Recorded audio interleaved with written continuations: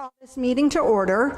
Our moderator, Mr. Record, could not be here today, so if we could get a motion for a moderator for the day, that would be great. I would like to recognize Jenny Womack for the position. Anybody want to second that nomination? Okay, everybody for? Aye. Anyone against? All right, Chief.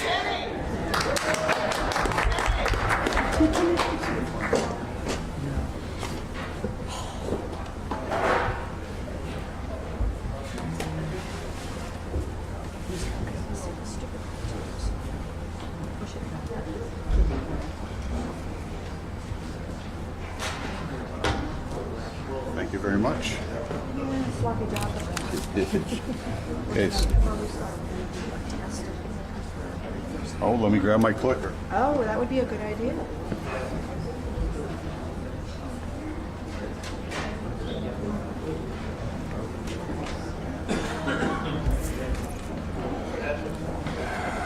Okay, the town clerk has informed me that before we start, we are going to test our clickers. We're waiting for directions. Sorry.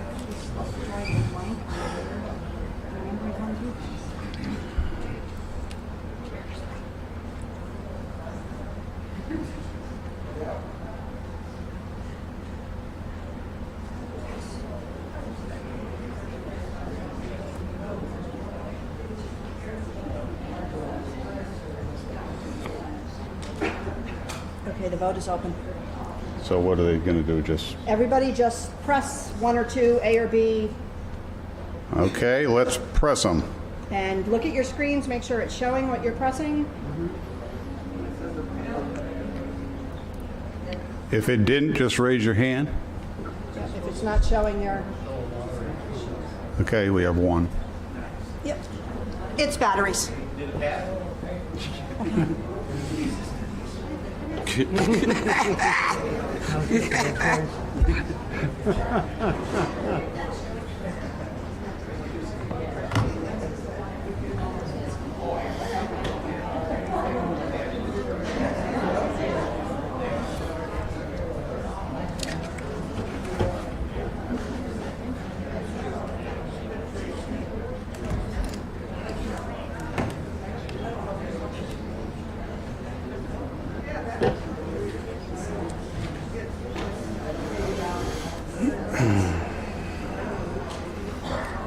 Okay, are we ready to, Just close this. ready to go? Okay.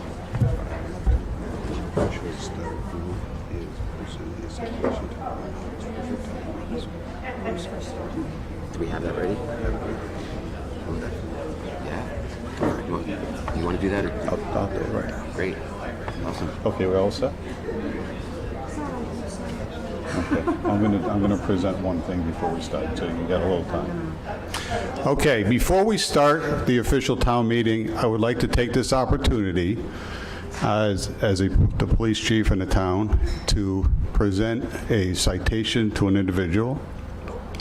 This individual started with the police department on July 1st of 1976 and recently retired June 30th of 2022. And I want to thank him for his years of service and most of all for being a good friend. Ron Hawks, please step up.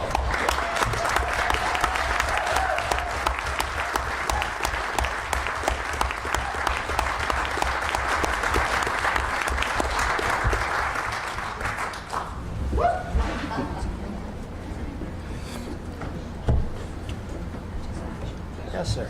Hi, boss. So we have a citation from the House of Representatives, Commonwealth of Massachusetts. It reads, "Be it hereby known to all that the Massachusetts House of Representatives offers its sincerest congratulations to Ronald D. Hawks in recognition of your 46 years of dedicated service to the town of Conway. The entire membership extends its very best wishes and expresses the hope for future good fortune and continued success in all endeavors given this 10th day of December 2022, and signed by the Speaker and Representative Natalie Blais.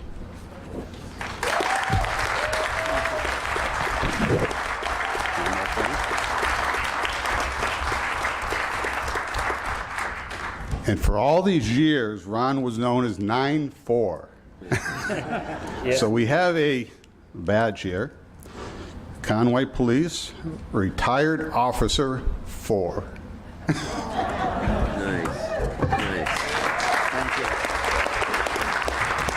Thank you very much, Ken, and thank you to all the people that I've worked with over the years. It's been a privilege to work with for the town of Conway.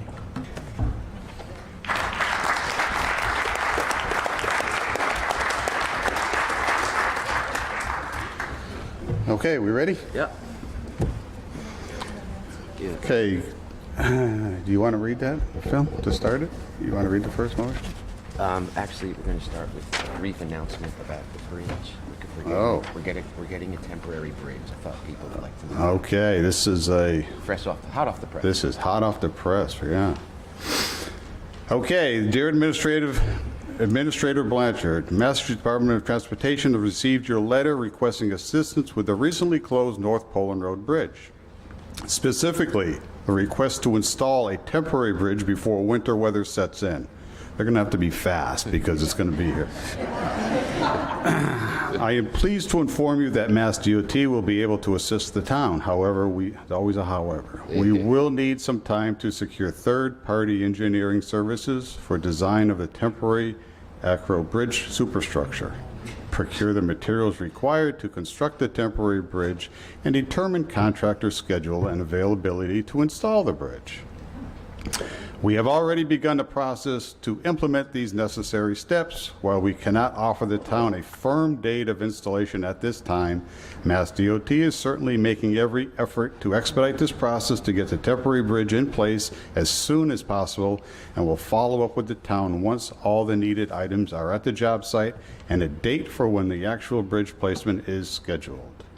If you have any questions, call blah, blah, blah. Okay. Let's keep our fingers crossed. Yeah.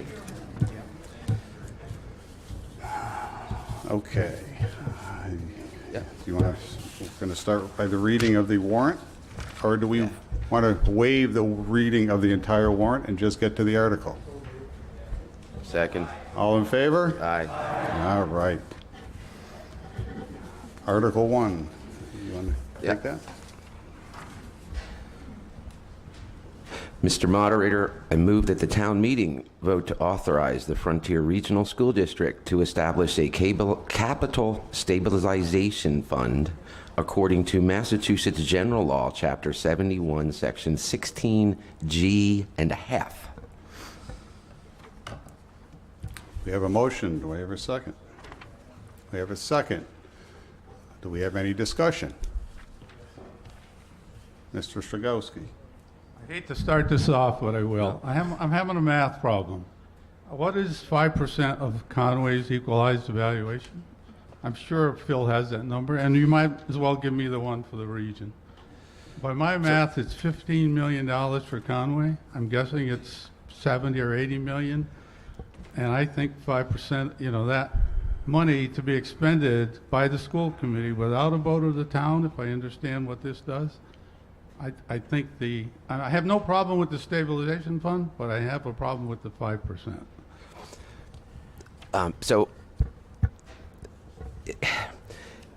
When the school presented this language for the warrant, I asked exactly that question, and I was told that it's in here because that sentence is taken word for word from the statute. Can we vote a smaller percentage? That's probably the maximum. Says not to exceed 5%. I think giving the town $15 million potentially over years in their reserve to be spent by the Frontier School Committee. And I have no problem with the school committee, but I think that should be a town vote to expend large sums of money like that. So, okay. Does anybody know the equalized evaluation of the 4 towns? I'm guessing it's over $1 billion. It is, yes, for sure. And 5% of that would be 50 million. And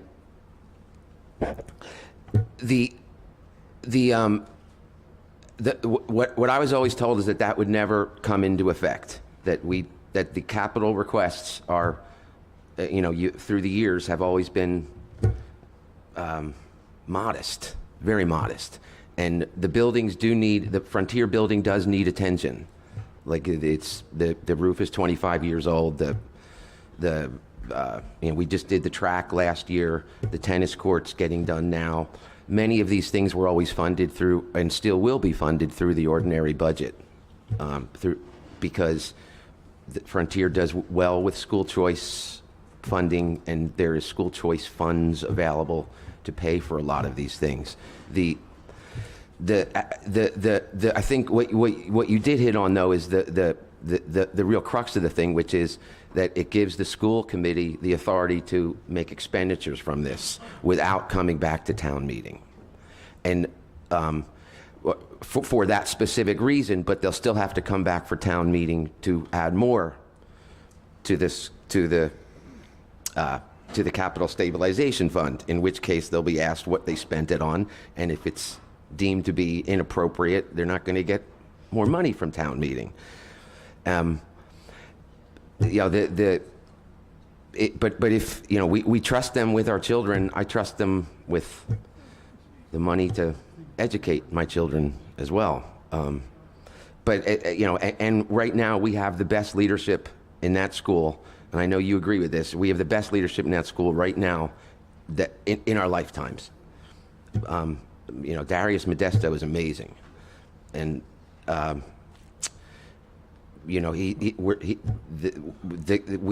capital committee for Frontier is composed of one select board member from each of the 4 towns and one school committee member from each of the 4 towns.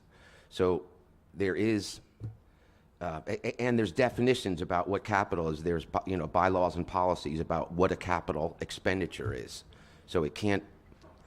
All of a sudden, you can't just substitute regular budget items in for it, and we can't put it, gallons of paint are not capital expenditures, et cetera, et cetera. It has to be more than, I think, $15,000. It has to be, but the language that you is strictly from the statute itself that is authorizing us, and I don't if we make amendments, anybody can make any motion, any amendment from the floor. If that's how it works out, if the school attorney deems that to be inadequate, we'd see this same thing again in June. But basically, that we are one of the only districts in the state without a capital stabilization fund for its regional school, and it is. We've been doing too much of major projects through our regular budget. I remember when the elevator failed, and $100,000 out of regular budget, and I think we laid off a teacher so that we could fix the elevator, and it shouldn't be that way.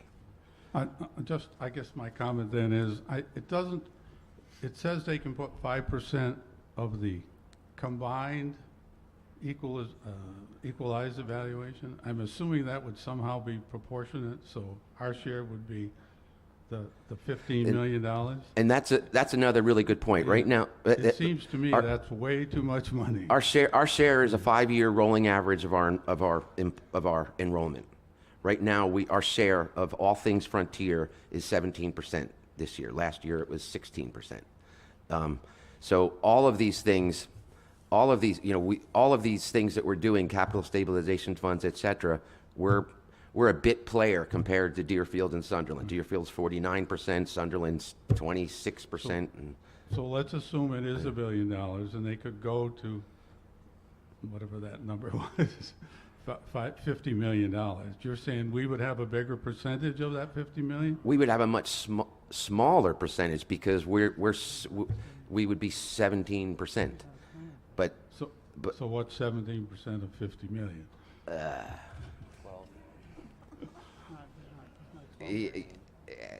It's 12 or 13. 12 or 13, my mathematically inclined colleague says. That we reduce that number to like 1 or 2%, whatever whatever the school committee thinks would be a reasonable Yeah. amount that they would ever So, accumulate in that fund. There's a difference between the maximum amount that they can put in and what they will be putting in and what will come from us.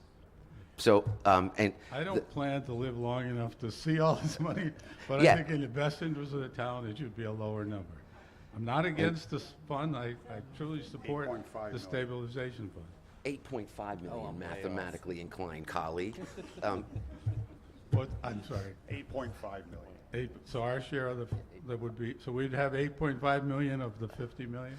But, That's assuming my billion is correct. and that's assuming that a school committee would be inclined, so, well, I would just say that as long as I'm on the school committee and I care about how high my taxes are, which are two synonymous, there's no way I would, that we're putting $50 million and socking it away.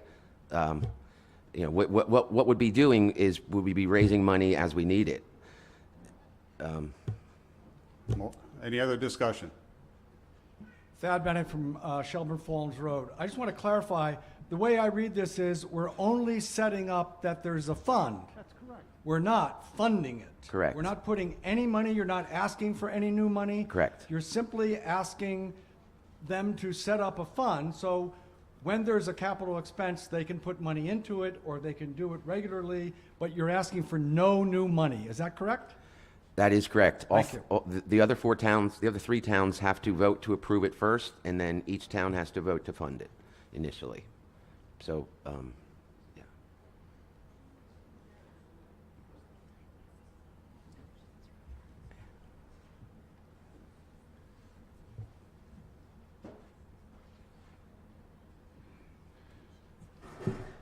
I think this is too big a decision Could to you make. identify yourself, please? I'm Mary McClintock. I live right down there. Literally, roll a ball down the hill. It's my house. I believe that this is too big a decision to make at a special town meeting with a small group of us without adequate information, like numbers and what the process will be. And I would suggest that we wait till June to do this. Sounds like a good idea. Sounds like a good idea to have a capital stabilization fund. I don't feel like I have enough information right now to make a informed decision. And I agree with Joe that I think we need to be really clear. Okay, well, what's the process of getting the money in there? Who decides? And then the school committee deciding. So I don't know whether that, I don't know how to make that, do we move it? I don't know. But just somehow, why now? Why in December with this few people without having had more information ahead? And, I appreciate the concept, but I'd like to have more details. And I think it's an annual town meeting decision, not a special town meeting decision. Anyone want to address that?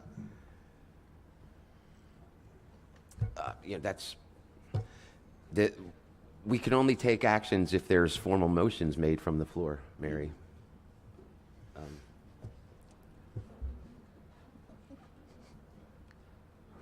That'll get her back to the microphone.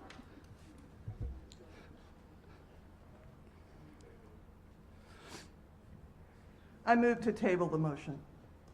Okay, we have a motion to table. Point of order.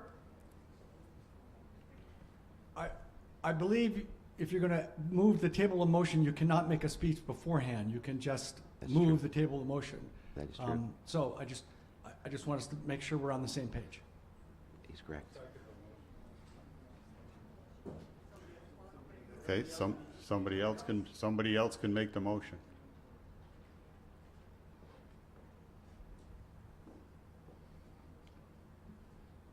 Jack Lockhead, Reeds Bridge Road, and I move a motion to table it.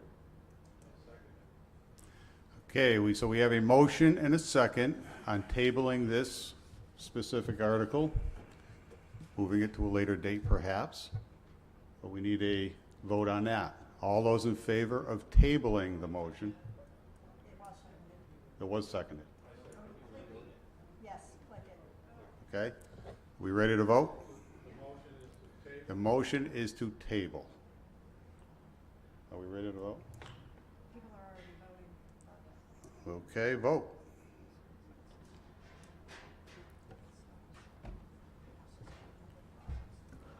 This would be a simple majority vote to table.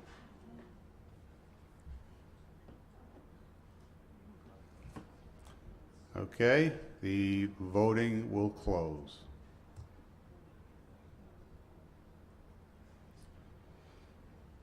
So the motion passed 50 to 28 with one abstention for a total of 79 votes. So that motion is tabled.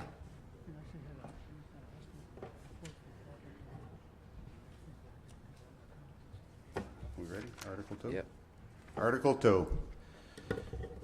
Mr. Moderator, I move that the town meeting vote to appropriate $50,000 from capital stabilization for a replacement vehicle, which includes uplifting for the fire department.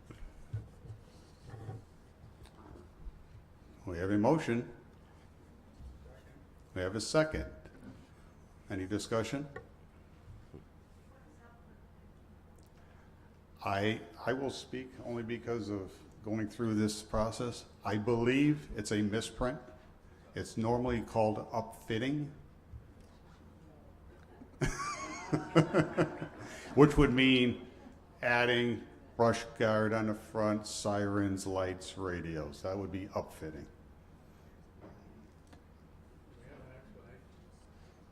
Anybody? Mr. Baker.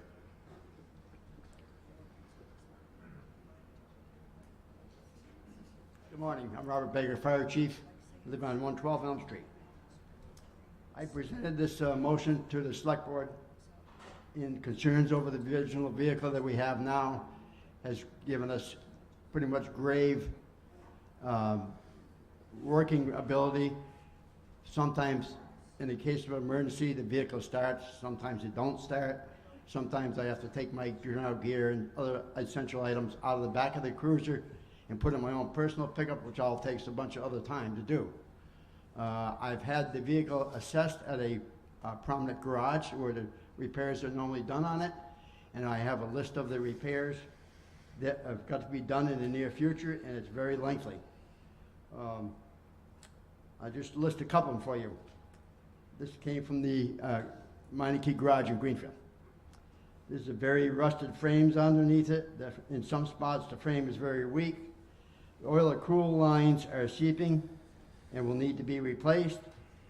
The oil transmission lines are rusted and seeping also, and the fuel lines are doing the same thing. The brake lines are rusted and need to be replaced as soon as possible, or you're going to lose your braking. Transmission shifts hard and will need to be replaced sometime in the near future. The water leaks into the driver's side floor when it rains, with all the windows being closed and the floor mats accumulating water, and they're starting to cause the floorboards to rust. I have met with the Board of Selectmen, the Finance Committee, and the Capital Planning Committee. We had a very good meeting on it. We had a long, lengthy discussion about the replacement of the vehicle, and we all came to an agreement, and I originally had asked to have a new vehicle presented tonight, but after meeting with the Capital Planning and the Select Board and the Finance Committee, we all agreed the town would be more beneficial to look for a used vehicle of possibly 1 or 2 or maybe 3 years old with 20, 30,000 miles on it, because we only average 4,000 to 6,000 miles a year put on this vehicle.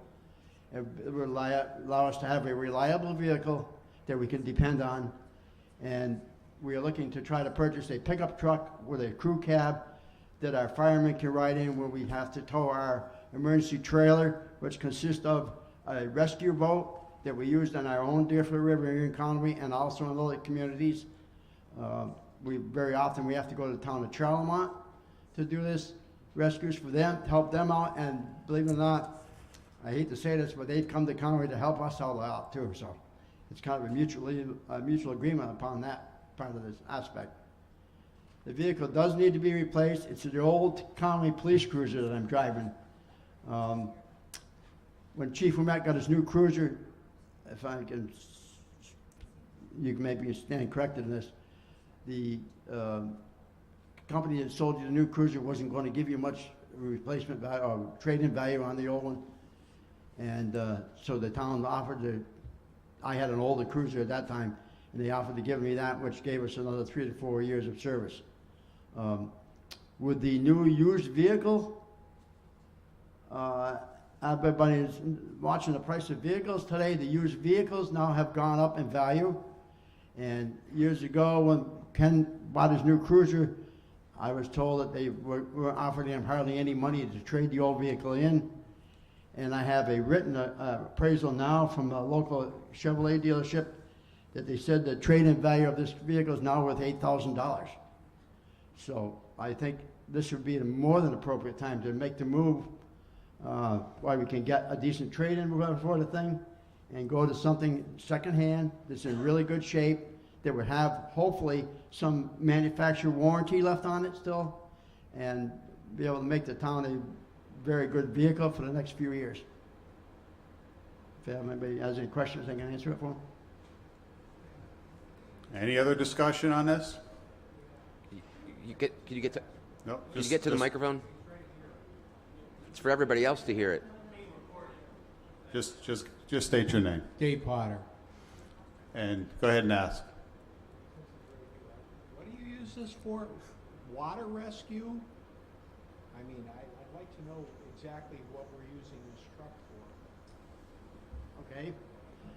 We use this vehicle to transport firemen sometimes to emergency calls out of town, including water rescues and things like that we towed a trailer with. I use the vehicle to respond to fire calls when I know that there's other crew members that are going to the station that man the trucks. If there's not crew members going to the station, I go to the station, I leave the vehicle there, and I get in the trucks with the guys. But hopefully, in most of the calls, we have a very good department response, and I'm able to go directly to the calls, and I can get to the call or the situation scene much faster than the fire trucks can, because the simple fact they've got to take time to get the guys in and get them loaded and go over there, which saves, and a lot of times saves sizable amount of damage to people's homes, because if I see that the fire is a lot bigger than we anticipated, I can get mutual aid calls coming in quicker via radio than it would take the truck another 5-10 minutes to get there, depending on where it is in town, that type of thing. I also use it for meetings, and I also use it to go out and do inspections. I know when you pull into some people's dooryards to do an inspection with your own personal vehicle, you kind of get the, I call it hairy look, I guess you'd call that, as to who's this person coming in my driveway. At least with a town vehicle with a sign on the side of it, it says, you know, who you are, and hopefully they know why you're there to inspect something. Any other questions? Okay, we're ready to vote. Over there. Oh.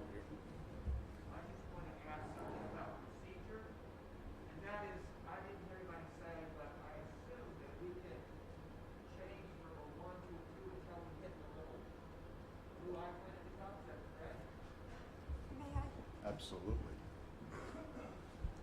Once the vote opens, you can click 1 or 2 A or B as many times as you want.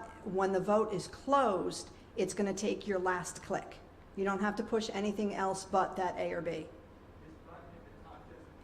No. Okay, this will require a 2/3 vote to pass. Everybody ready?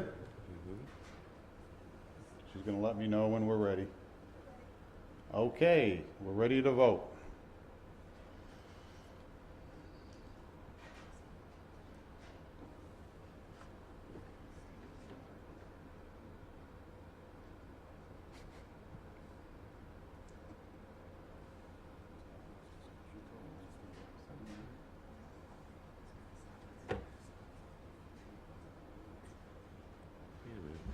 Mine's not working. Okay, we're going to close the voting in 5, 4, 3, 2, 1.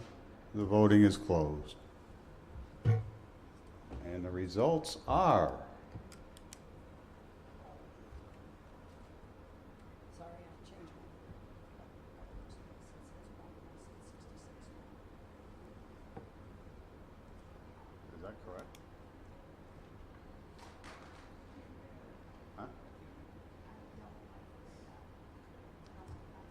Stand by.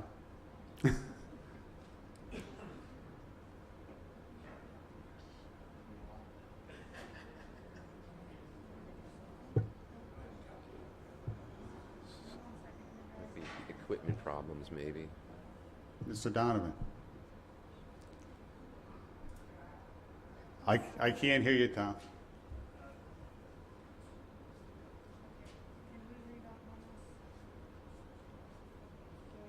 Hang on. Tom Donovan, Hoosick Turnpike. Kenny, I pushed no, but it won't come up. Okay. And then I'm pushing again, and then I hit the one just to see what that show, and the one come up, but I'm like pushing no, no, no, and it stays. Someone hacking into these things.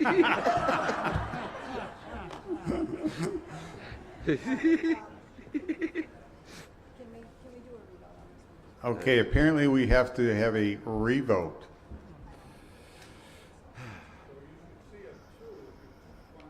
Apparently there's a technology glitch. Okay, I think it you says tell B. me when we're It says ready. A or B, I think. Okay, voting is open. Oh, yeah. Now it says 1 or 2. Before it said A or B.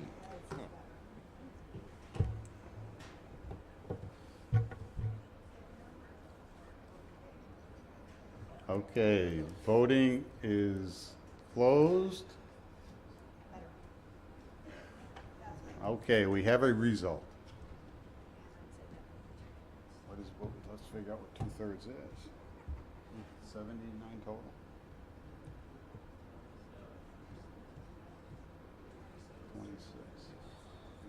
Times 2.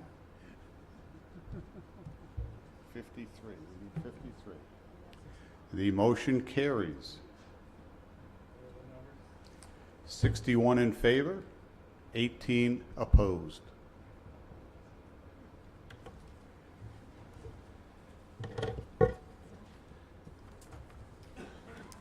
Article 3. I move that town meeting vote to appropriate $92,000 from capital stabilization for a new chipper for the highway department. We have a motion and a second. Any discussion?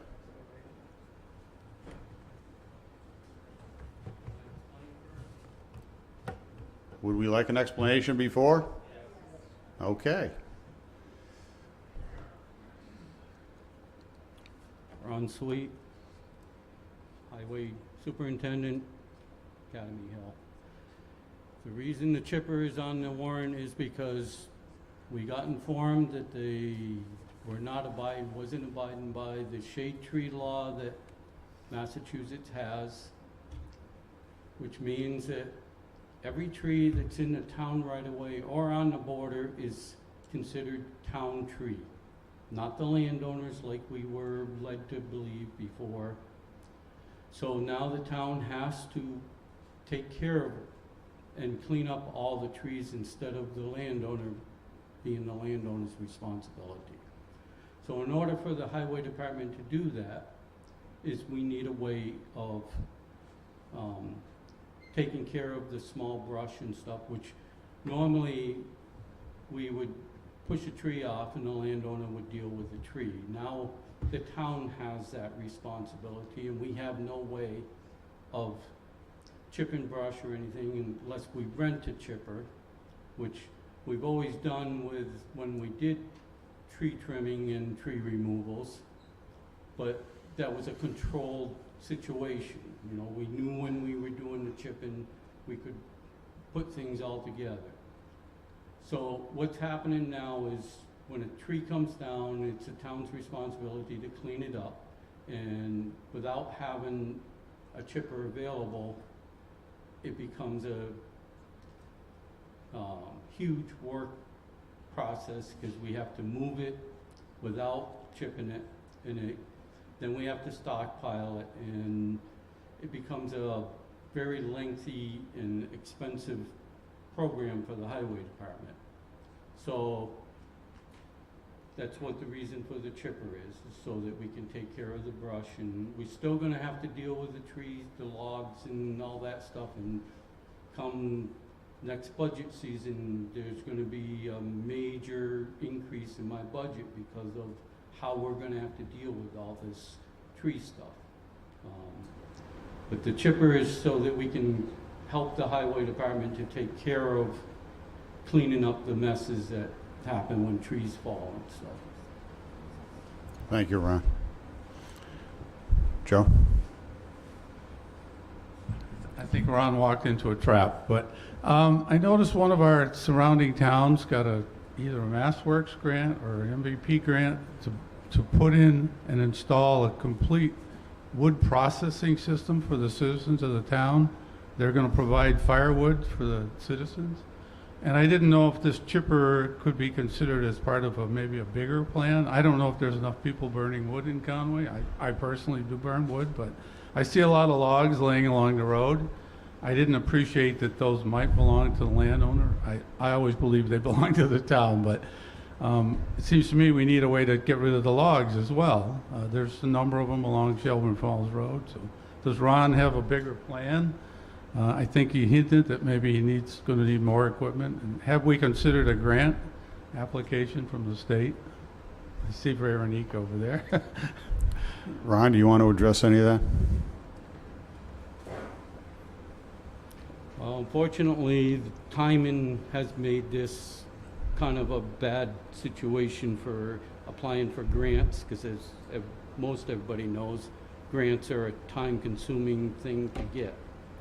We're needing to take care of this issue right now. We're renting a chipper to take care of the issues. We're trying to get geared up. It's a whole different situation for the highway department, so it put us in a really bad situation as far as how things are moving forward with it. But yes, in the wood bank, no matter what you do, you're still going to have to chip the brush. I mean, it's plain and simple. You ain't going to bring brush to people's houses to burn. So that part of it is still going to have to get chipped up. As far as if you look at what Buckland's doing, they just got a grant for a bunch of money to process. But the highway department, I don't know how they're going to do it, because the highway department is going to have to do the processing and the delivering. And in my book, if you back into somebody's yard that you don't know where, like their septic is or something, and it's town liability. And I honestly think that really, if the town wants to move forward in something like that, that really needs to be, looked at as to what's going to happen to the town liability as far as that goes. Personally, I'm a little surprised that they would deliver to a private home. I would think they'd have to be responsible to come get it. Hi, Elizabeth Potter, Roaring Road. I feel our town's been more than generous supporting the highway department these past few years. The new maintenance building, highway garage, salt shed, and the purchase of trucks and equipment. The current cost of living, fuel, food costs, and inflation should be taken into consideration. Many folks in town are struggling and are on a fixed income. I am not in support of the chipper or the chipper box. At 2 finance committee meetings, there has been discussions of a plan to hire a full-time employee to use this chipper. That would be somewhere around an additional $50,000 per year. This model chipper chips wood up to 18 inches. A 10-inch diameter log is optimal for wood burning. Environmentally, I think we should look into doing what we have just heard others say, look into a wood bank. Something that's been discussed, and I think we should explore it more before purchasing anything. Why purchase equipment and hire more people to chip wood that could be used for heat? It seems financially and environmentally responsible to explore another option. In addition, much of the highway department tree cutting has violated the state law protecting shade trees. Being aware of and following this law, the amount of tree trimming from this time forward should be minimal. Much of the town tree work is done by the state, River Road 116, and contracted out by Eversource anyway. Let's not spend the money on purchasing and maintaining a new chipper, but continue to rent one occasionally throughout the year as needed. Our highway department is not a landscaping company. This is one of the reasons the town did not approve the aerial lift for tree cutting last year. Whately Road and Roaring Brook Road are two good examples of issues concerning the highway department doing tree cutting. Let's make the best choice financially and environmentally.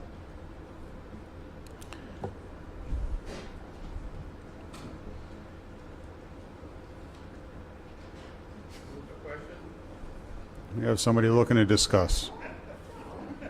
That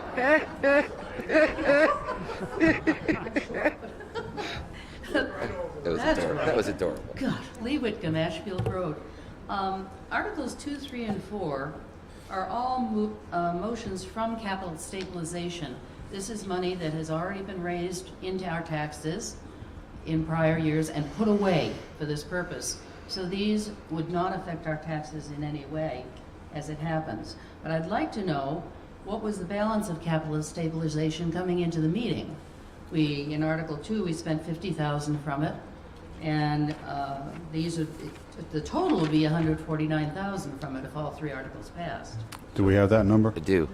The balance of capital stabilization before the meeting was $337,663. If all three of these expenditures, as set forth in Articles 2, 3, and 4, are passed, the balance in capital stabilization will be $188,663. Thank you.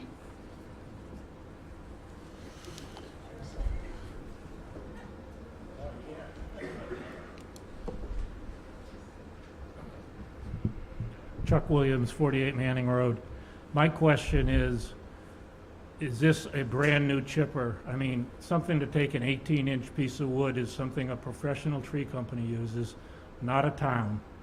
And did anybody look into buying a used chipper of a smaller size that would be much more reasonable for this issue? Do we have an answer for that?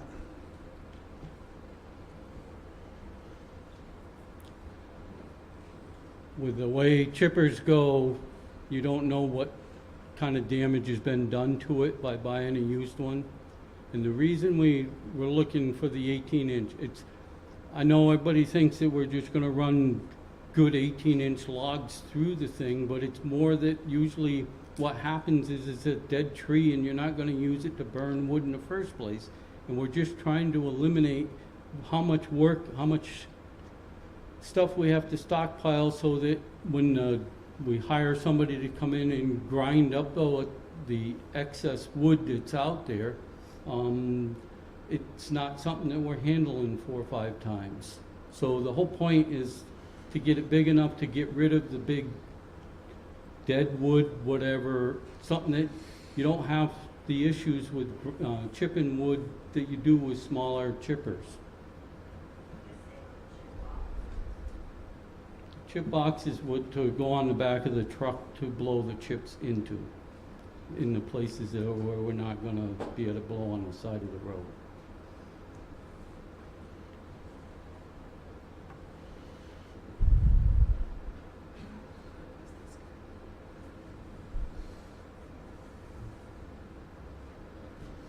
Okay.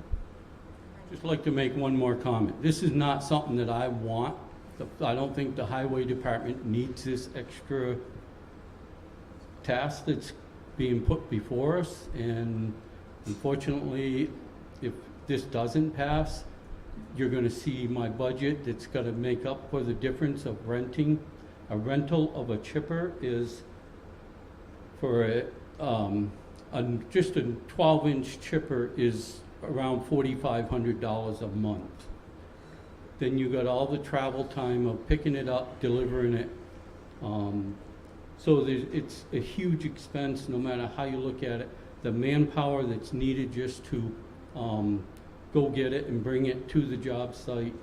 There's all kinds of factors in this that would make it very expensive. And no, the hiring another person is not on the table. It was just mentioned that it would, the amount of work that's going to happen with all this stuff that to take care of the trees is one person would probably it would be one person would probably make up the difference of what we're going to lose by the work that we're going to have to now take care of.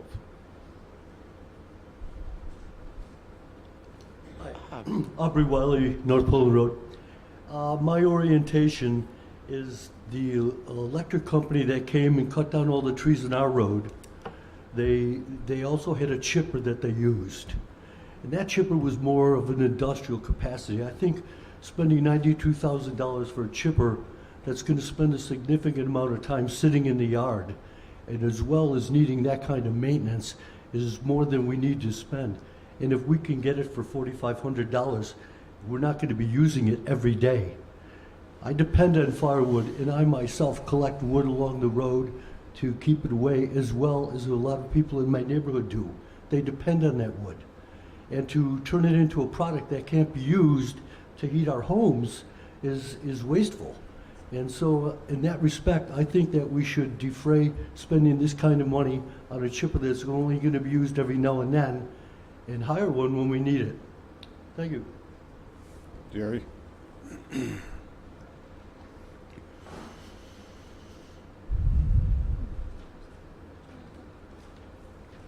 Jerry Axis on Shelburne Falls Road. The one comment I want to make that most people seem to not understand. Every time you bend over and touch something, it costs money. It's cheaper to bend over and pick something up and toss it in the chipper once.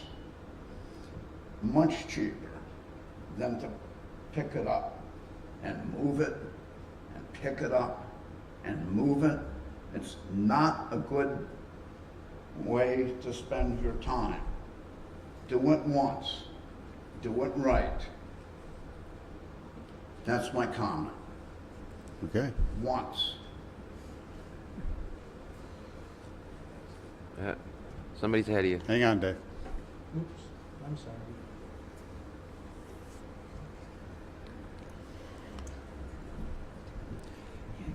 I believe that. Can you state your name, please? My name is Cynthia Lawton Singer, and I live on Roaring Brook Road. I believe that the tree ordinance that the state has is not being understood properly. That the tree ordinance doesn't say that the roads crew needs to cut all the trees in public spaces and along roadways, that it's not, that the landowner isn't responsible. The tree ordinance talks about trees in the public space. A decision-making has to happen that hasn't been happening, where the people in the town are given notice of that a tree cutting is going to happen, and the people in the town need to come and decide whether that, what to do about the trees that are in question. And so it needs, the process for a tree being cut has not been adhered to. That's called out by the state. The tree warden has the responsibility and to call the meeting and to, make the recommendations to the town and all of that. So it's not that all of a sudden this load of tree cutting is being placed on the town crew, which is the way Ron was representing it. Well, that's not representing that at all. Well, that's what it sounded. I understand the tree law that is being brought before me. It's not about us cutting trees or anything. It's about the trees that fall during a storm or just every day. It's them trees that are the issue and why the chipper is so needed. It's not about us going and cutting trees. It's about when they fall down, and now they're the town's responsibility. Talk to the moderator, not the person. Okay, Mr. Potter?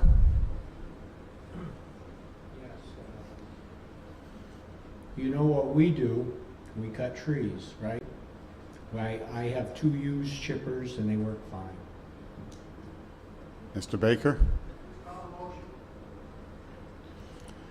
Okay, it's requested do we move this question? Got a second? Do we have a second on that? All those in favor of moving the question signify by saying aye. Aye. Opposed? Okay, we are going to move, we're going to vote on this article. Are we ready? Voting is open. This is 2/3 as well.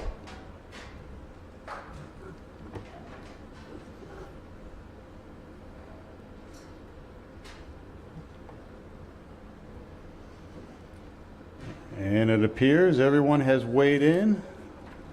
Voting is closed. Ooh, we gotta do the calculations on this one. No. What's it need, 2/3? Oh, forget it. We have 32 yes, 44 no, 4 abstentions for a total of 80 votes. So it clearly did not pass.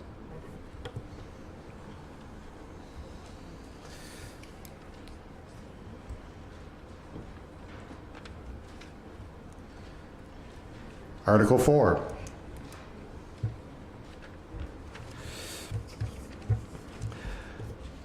I move that town meeting vote to appropriate $7,000 from capital stabilization for a new chip box for the highway department.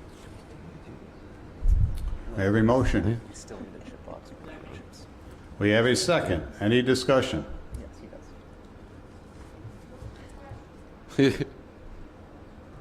We have somebody to speak on this? The chip box is for our, to go on the back of the truck, so when we have a chipper, whether it's rented or we own, we have a way of blowing the trips into something that doesn't, because if the tree is down in front of your house, you're not wanting your chips blowing on the side of the road. And that's what the purpose of the chip box is. Thank you for the explanation. Elizabeth Potter, is there a reason that Conway can't blow the chips into the back of a dump truck like a lot of the landscaping companies do? If you notice, the landscape companies have special boxes or tops made for the thing, for their bodies. They're basically chip boxes for most of them.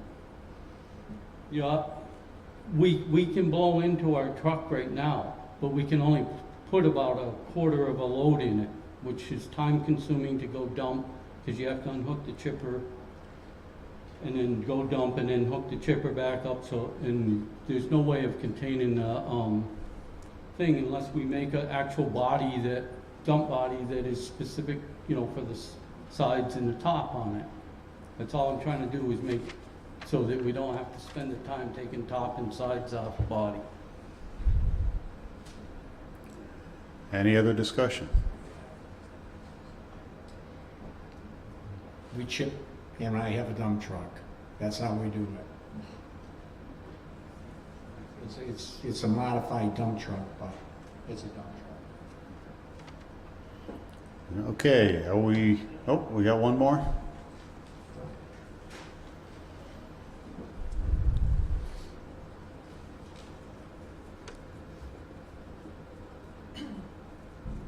Suzanne Artemiev, Upper Baptist Hill Road.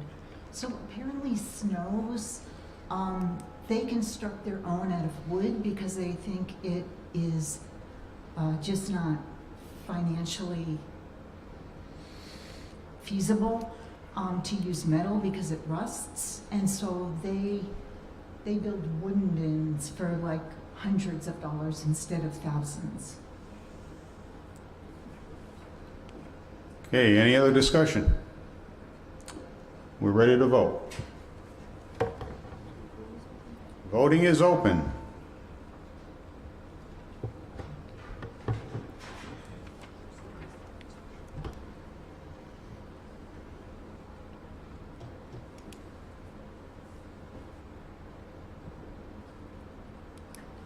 And we'll close in 5, 4, 3, 2, 1. Voting is closed. Okay, it failed. 35 yes, 39 no, 2 abstentions, for a total of 76.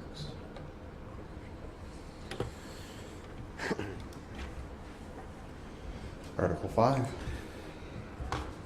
I move that town meeting vote to appropriate $37,000 from general stabilization to repair the transfer station landfill cap. That's what we're calling it. Do we have an explanation on that from anyone? Okay, we got a second. Can we get an explanation?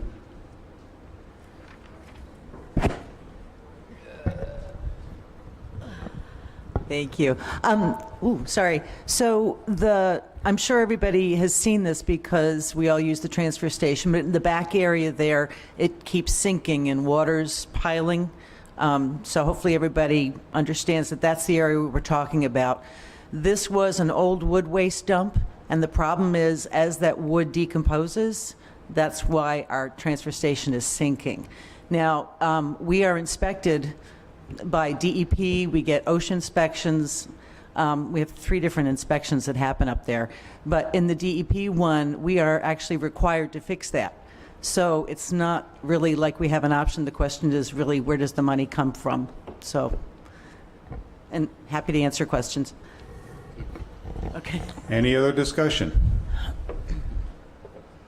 We're ready to vote. Voting is open.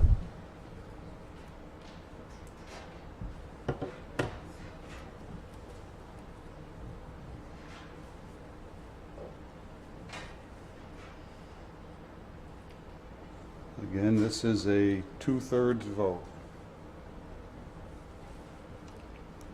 Okay, voting will close. 5, 4, 3, 2, 1. Article passes 73 to 6. Article 6. I move that town meeting vote to appropriate $970 from free cash for paying a bill from a prior year for storm-related log and brush removal. We have a motion. We have a second. 9/10 vote. Wow. Okay, any discussion?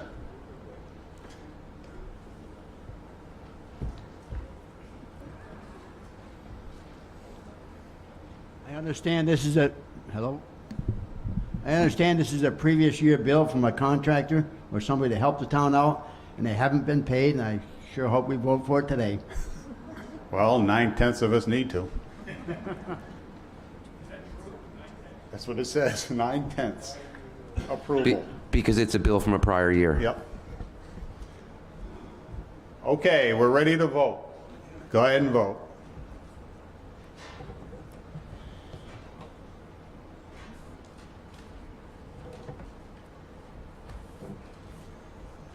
Okay, we're closing the vote. 3, 2, 1. Very good. We passed. 76 to 4. Some evil, 4 evil people here.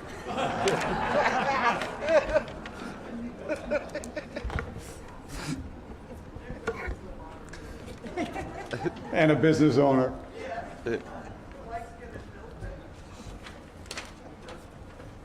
Okay, Article 7. I move that town meeting vote to appropriate $920 from free cash for paying a bill from a prior year for landfill monitoring. Motion and a second. Again, 9/10 vote because it's a passed bill. Anybody want to explain, or are we good to vote? Anybody want an explanation? No. Yes? Okay, we want an explanation. Honestly, it was as simple as the bill didn't come to me in time to pay it for FY '22. And it didn't come from the vendor. I think it might have had something to do, if I recall, because the transfer station is now under the Select Board management. Before it was under the Board of Health.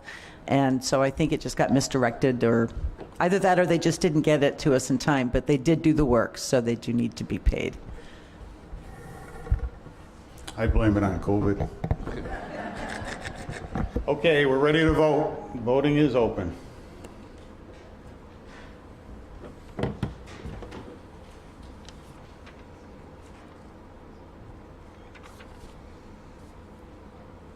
Complete. Okay, voting is closed in 3, 2, 1, closed. And it passed 78-2.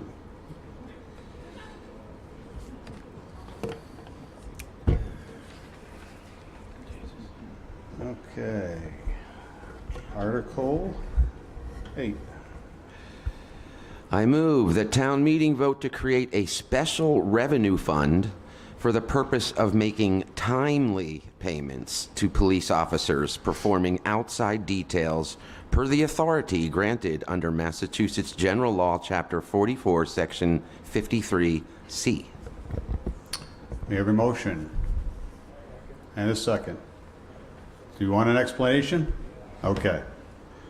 Jan, I will start, and if you want to jump in if there's anything I miss.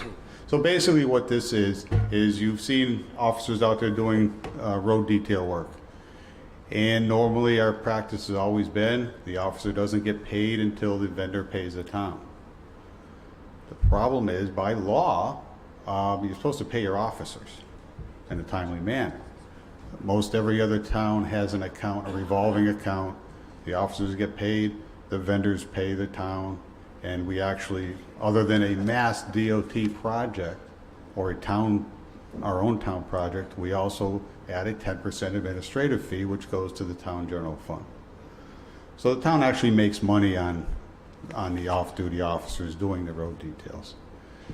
The only one I believe we are waiting for right now is a Mass DOT bridge inspection detail from last July. So waiting for Mass DOT for their temporary bridge has me a little bit concerned. Jan, is there anything I'm missing on that? So it's basically just a revolving fund. Any questions on that? Yeah.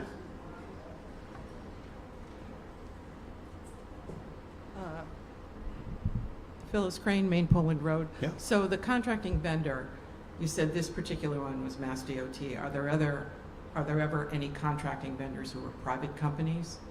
Absolutely. Okay. I understand the delay in getting paid from the state because the state's the state. But for private companies, do the contracts that we have with them allow the town to assess a finance charge if they don't pay us, if we don't get paid in a timely fashion? We generally don't. They normally pay us in 6 to 8 weeks, generally. Okay. So that's 60 days? Yeah. Okay. And most of the tree companies have been actually a little quicker than that, within 30 days. But we pay our people every 2 weeks. Right. But this is detail work, so this is in addition to their salary. Correct. Okay, so it's not impacting their salary, it's just the extra money they make doing details. Yep. Okay. So private contractors are paying in a timely fashion, Mm-hmm. and it's the state that doesn't pay in a timely fashion generally? Generally, that's correct. Okay, that was my question, thank you. Yeah. Anything else? We ready to vote? Voting is open.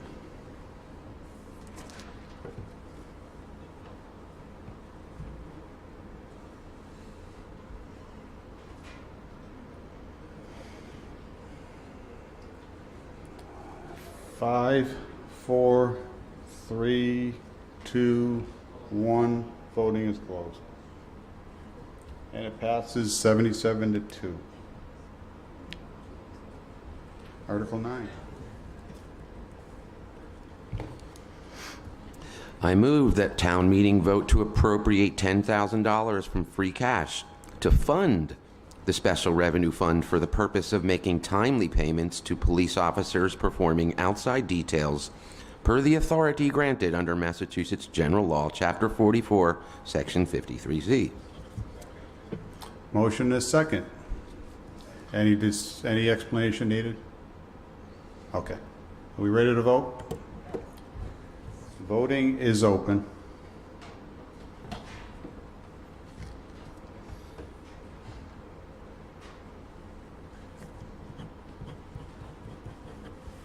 Five, 4, 3, 2, 1. Voting is closed.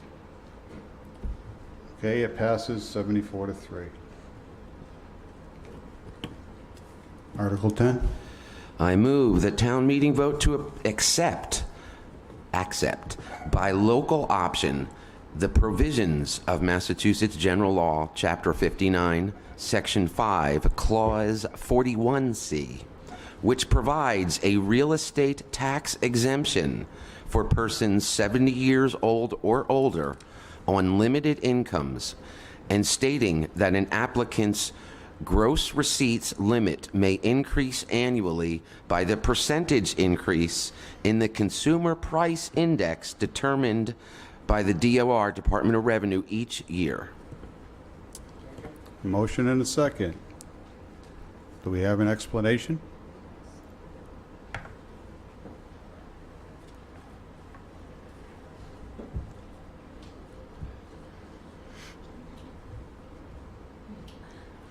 Lee Whitcomb for the Board of Assessors. There are some exemptions available for our seniors based on personal circumstances. An exemption is a reduction of the tax that is owed based on personal circumstances. It could be because one is blind, because one is paraplegic. It could be based on military service, injuries received while on active duty. This particular one is based on income and assets. Low-income seniors fall into the 41C category. In the past, Conway has expanded the limitations of 41C as far as they can be under the existing law to make it able to include, to have as many people as might need it be eligible for it. We've changed the 70 years to 65 years. And we've pushed the very ridiculous state limit for single income up to $20,000. That's the top allowed by law. Now think of a single person trying to live on $20,000 a year. Pretty much no one can, and happily, very few people have to, but you don't have a lot more money either. So what this does is allow the town to increase that $20,000 limit, or the corresponding limit for a married couple, each year using a factor based on the Consumer Price Index. And so the current exemption amount of $1,000 could be increased based on that cost of living index each year. And this simply allows the assessors to raise that limit. Any questions? Hang on. You all set? Okay, go ahead. Yes. One person has to apply for this, and they have to reapply annually. And you have to provide essentially the front page of your 1040 tax return to verify your income.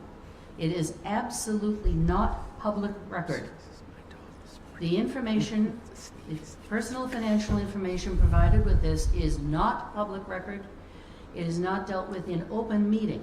We call an executive session to review these applications, and we like to do them all in one meeting so that no one stands out in our minds either. This is not what we want to know about our friends and neighbors. We want them to qualify for this if they can, yes. But the information is then locked in it's kept in at all times in a locked file cabinet and never available to the public. So your information is private. So my understanding is going to be a sliding depending on a percentage Yes. annually? Yes. And we don't determine this percentage, the Department of Revenue does.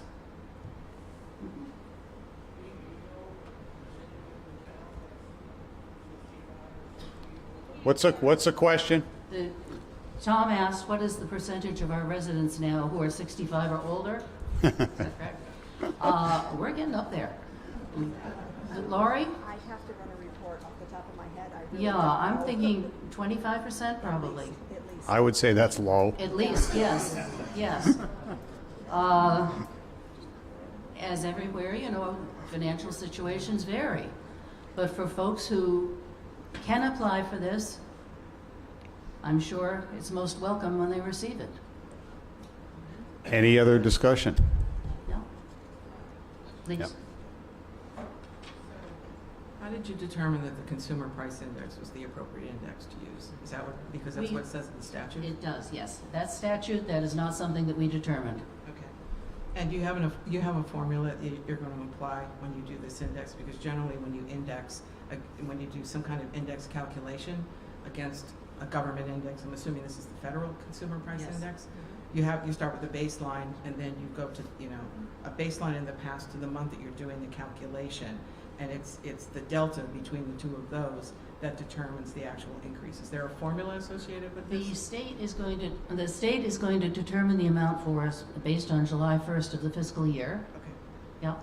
And I believe they'll be giving us a flat rate. Okay. Yep. Thank you. Thank you. Ken, do you mind if I say something? Absolutely. Okay. Just in broad terms here, the definition of low income is not based on a set static value. Things change. The value of the dollar changes. We've obviously had inflation, the cost of living. So this is basically just saying that we're going off of the Department of Revenue's recommendation on what is considered low income. And this is the only way at this time in which we can expand that limit. Any other discussion? We're ready to vote. Voting is open.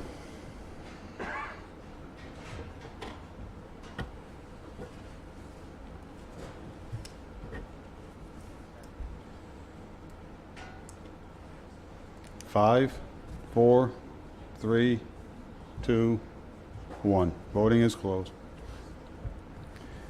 The article passes 77-1. Article 11. I move that town meeting vote to request special legislation providing for the recall of elected officials as provided for in the draft legislation on file at the town administrator's office and as provided to everybody at town meeting in the chairs to our right. We have a motion. We have a second. We need an explanation? Yes, we do. Okay. I've wanted to have a policy allowing for recall of elected officials for years. So this is not a reflection on anybody currently serving in town government. But basically, my concern has always been, what are we going to do if we have a select board member that just openly defies the will of town meeting, or an entire select board that does so? And I've served on the select board and in town government long enough to be really worried that that was taking place on occasion. So, and because of the nature of our government, a town meeting form of government, the state does not allow us to do this by bylaw. Greenfield, because they're a city charter form of government, was able to do this by an amendment to their city charter, and several other communities that are similarly structured are able to. But the legislation that is before you, which we would propose to have our House of Representatives and State Senate enact, is exactly what other towns near us have already. I know Coleraine and Buckland, Ashfield, but there's a bunch of towns that have this exact language and this exact state law enacted for their benefit. So this is just, it's just so that the town has an avenue of recourse to deal with somebody that is, or an elected official that is doing acting on their own agenda instead of what town meeting votes. And if you look at what's actually required to do a recall, it's really hard to do. And it should be. It's a serious thing. And, but I mean, if you look, it requires 50 registered voters of the town to sign with names and addresses an affidavit, with the reasons that they want to recall. 50. That's a lot in this town. And there's a lot of limitations. It can't be done within so many months of an election, before or after an election. If you try to do it once and it doesn't work, you have to wait a whole long time before you can do it again. But it's not something that can be done easily or frivolously. So, but it is something that the town does have recourse to if you just have somebody that's not doing what they're supposed to do. So that's why. Any other discussion? I'm in favor of this, but one of the things that concerns me, it says for any reason that you can, is there any evidence that this reduces volunteerism in the town? It would seem to me if you can do it for any reason, I just have to not like you, and I can get 10 people to agree with me, and we can start this process. It seems like it could be used to harass a select board if you want to use them as the guinea pig. Is there any evidence that it reduces volunteerism?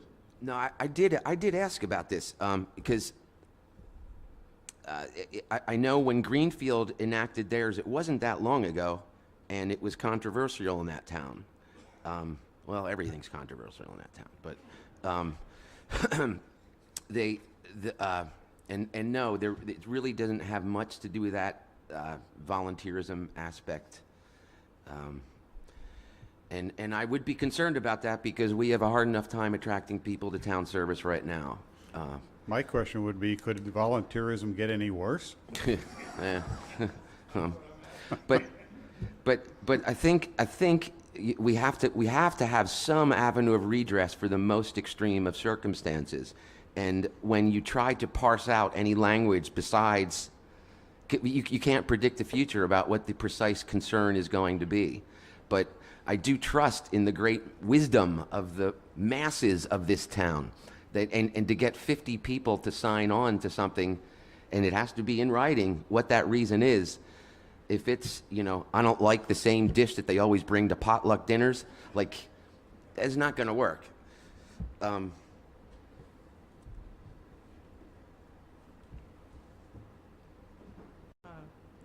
Just pull it down. Main Poland Road. I just want to point out that this is elected officials only, right? Correct. So for anybody who's an appointee on a town board or a town committee, Not applicable. this process does not apply to them. And Correct. in elective politics, it's perfectly reasonable, in my opinion, to assume that elected officials who are following a public process should have some, Should be accountable to should be accountable, Yeah. and there should be some way of removing them if it's warranted. And I would argue that not having it is actually a greater threat to a democratic process than adopting this particular position. Any other discussion? And we're ready to vote. Voting is open.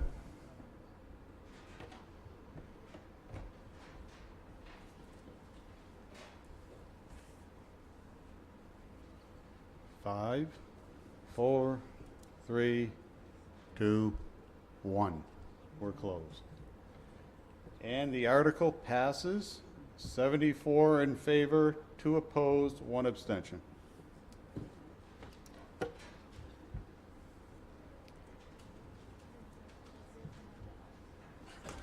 That concludes all of our articles. Do I hear a motion? Motion. We have a motion to adjourn? Second. And second. No discussion needed.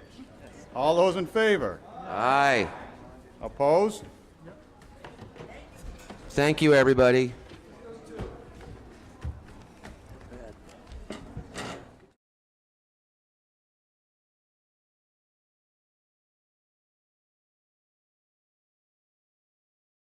Has their auditorium of the high school. All the chairs are bolted down. They're smart. Feel blue. Think about it. Frontier Regional School. I mean, we should have had a lot more information. We even showing the book about the estimate. Just didn't have it, didn't, I don't know, had a brain fog. So it makes sense that they were going to have to vote for it. We have no choice. We can vote against it.